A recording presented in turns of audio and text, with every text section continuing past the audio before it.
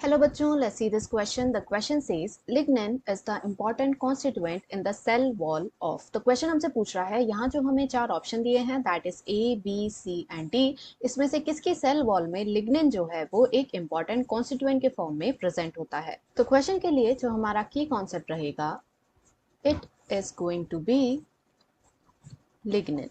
तो यहाँ पर हम देखेंगे कि आखिर ये होता क्या है एंड कहाँ पर पाया जाता है। तो ये जो है एक इजी क्वेश्चन है। सो लिग्निन एक टफ मटेरियल होता है जो मेनली प्लांट के सपोर्ट स्ट्रक्चर्स में प्रेजेंट होता है एंड उसे एक प्रॉपर स्ट्रक्चर देने में हेल्प करता है।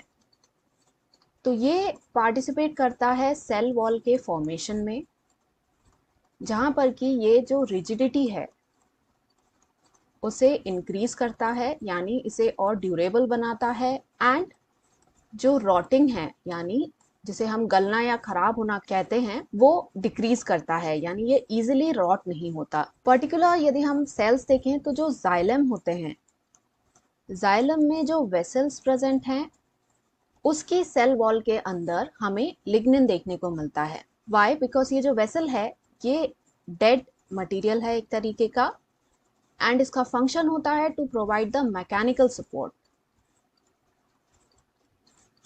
To that part of the plant.